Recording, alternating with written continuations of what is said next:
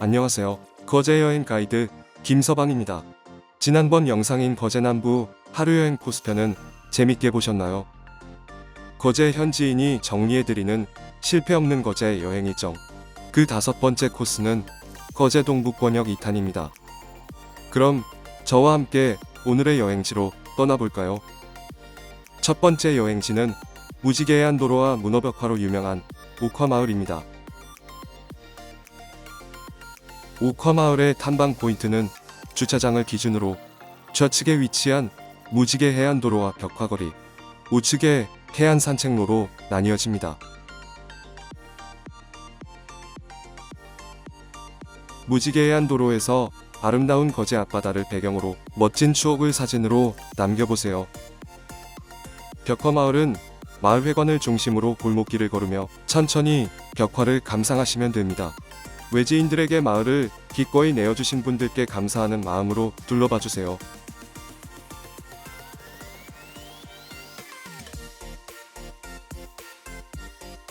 주차장에서 200여 미터를 걸어 들어오시면 해안 산책로가 나옵니다. 유모차도 올라갈 수 있으니 참고하세요. 파도 소리를 따라 데크 산책로를 걷다 보면 지세포만으로 쭉 뻗은 전망대가 나오며 유리로 된 전망대 바닥을 통해 거제 바다를 내려다 보실 수 있습니다. 한번 도전해보세요.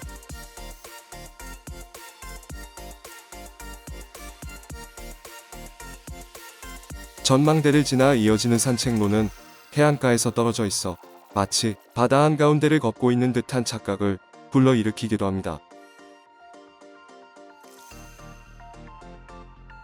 이제 다음 여행지로 발걸음을 옮겨보겠습니다.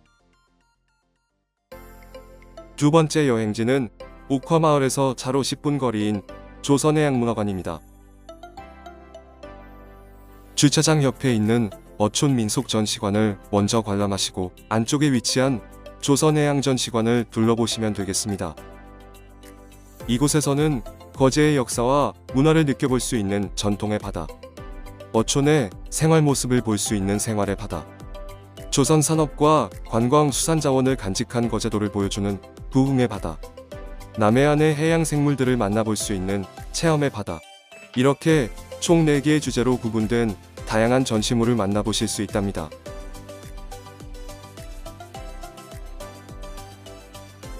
어촌민속 전시관을 나와서 왼쪽으로 고개를 돌리면 거대한 선박의 형상을 모티브한 조선해양전시관을 만나보실 수 있습니다. 1층 로비에 위치한 놀이식 체험학습장인 유아조선소를 지나 2층으로 올라가시면 인류와 함께 발전해온 배의 역사와 관련된 전시물들을 만나보실 수 있답니다. 제2도크에서는 선박의 건조 과정과 대한민국의 첨단 조선 기술을 조명하고 있습니다. 제3도크에서는 인류가 앞으로 나아가야 할 해양산업의 미래 가능성을 보여주고 있습니다. 전시관 관람을 마치셨다면 4D 영상체험관과 5층 전망대를 방문해보세요. 이곳에서는 지세포만의 전경을 파노라마 창을 통해 감상하실 수 있답니다. 저 멀리 무지개해안도로와 해상데크 길로 소개해드렸던 옥화마을도 보이네요. 지세포만의 멋진 풍경을 뒤로하고 다음 여행지로 이동하겠습니다. 다음 여행지로 이동하시기 전에 근처 맛집을 소개해드릴게요. 문어 살면 물이 들어가. 이 국물을 바로 밥에 쓴다는군요. 톳과 문어 덕분에 밥 자체에 간이 배어 있어 다른 양념이 필요 없다는데요. 하지만 뭐니 해도 김밥의 주인공은 이 소죠. 이곳의 김밥은 생활의 달인으로 검증된 곳이니 꼭 한번 드셔보세요. 세 번째 여행지는 동백터널과 수선화가 반겨주는 공고지입니다. 선착장에 주차를 하시고 공고지 진입로를 알리는 표지판을 따라가 보세요. 진입로를 따라 올라가시다가 길가에 위치한 정자에서 거제만의 풍경을 내려다보시며 잠시 쉬어가실 수도 있답니다.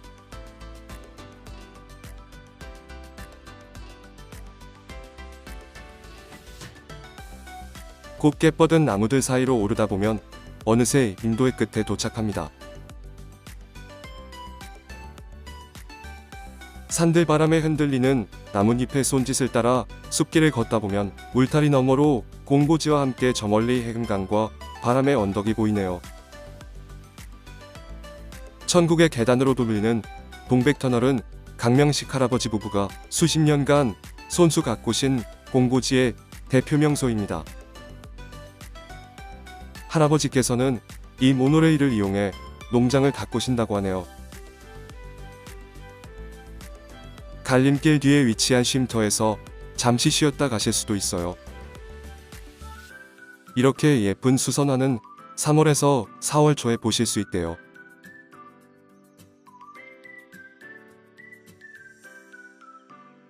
이곳은 김민종 주연의 영화 종려나무 숲의 촬영지라고 하네요. 수선화 군락지와 연결되는 몽돌해변에서 파도 소리를 들으며 간절한 소원을 담은 몽돌을 정성스레 쌓아 올려보세요.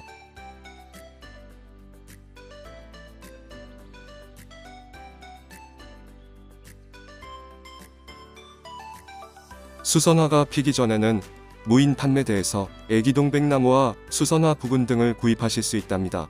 집에 가서 심어보세요.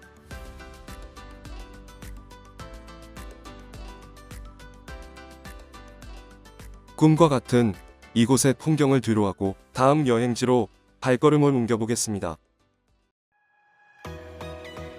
네 번째 여행지는 금빛 백사장이 펼쳐진 와현 모래숲 해변입니다. 해변의 정면으로 거제 일경인 해금강이 보이는 이곳은 500여 미터 길이의 백사장이 펼쳐져 있습니다.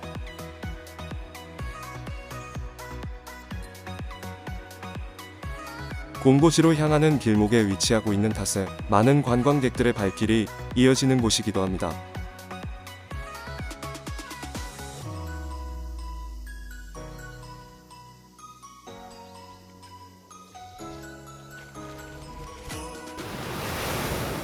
발걸음을 멈추고 잠시 와현해변의 파도 소리에 귀를 기울여 보세요.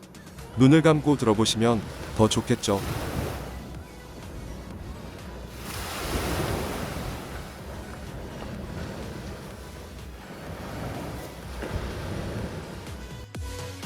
자, 그럼 다시 차를 달려 서쪽으로 이동해 보겠습니다. 거제 동북권역 여행의 마지막 여행지입니다. 주차장 입구 쪽으로 걸어가시다 보면 진입로를 알리는 표지판이 나옵니다.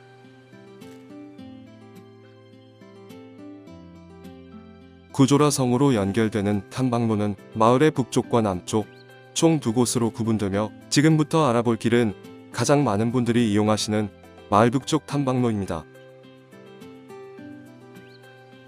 쇳바람 소리 길에서 멋진 인생샷을 남기셨다면 이제 구조라 성으로 이동하실 차례입니다.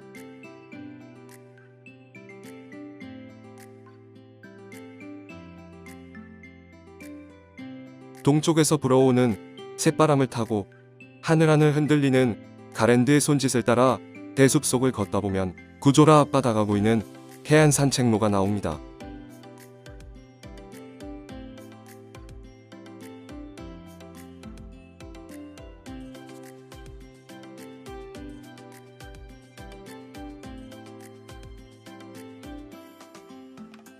산등성이를 가로지르는 나무 울타리 길을 따라 좌우로 펼쳐지는 풍경은 마치 대관령 목장에 온 것 같은 착각을 불러일으킵니다.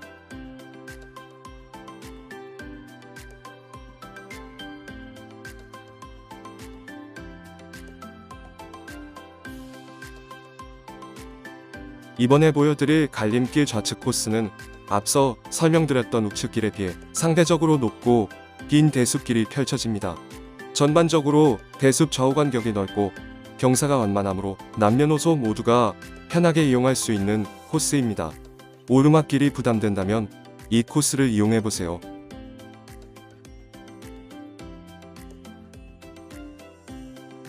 마지막으로 알려드릴 탐방로는 마을 남쪽에 위치한 경로당 방면에서 진입하는 루트로 구조라성을 방문하시는 분들께서 내려오실 때 많이들 이용하시는 코스입니다. 주택가 골목을 지나 농로를 따라 올라가면 가파른 계단으로 된 세 번째 쇳바람 소리 길이 나옵니다. 가장 짧지만 힘든 코스입니다. 지금까지 총 3가지 코스의 쇳바람 소리 길을 알아봤습니다. 이제 구조라성까지는 앞에 보이는 인도를 따라 직진하시면 됩니다.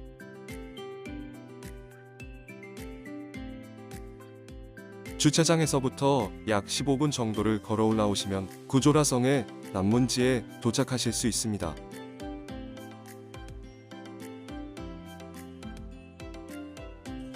성의 남문지 정면으로는 구조라 해수욕장과 윤돌섬이, 성문지 안으로 들어오면 와연 해수욕장이 보입니다. 휴일에 방문하신다면 성의 서쪽 성벽과 이어지는 하늘을 배경으로 한 인생샷을 찍기 위해 기다리셔야 할 수도 있으니 참고하시고요. 사진을 찍고 남문지에서 성벽을 따라 쭉 올라오시면 구조라 마을 전체를 내려다볼 수 있는 최고의 뷰포인트를 발견하실 수 있습니다. 눈앞에 펼쳐지는 경치가 정말 끝내주죠.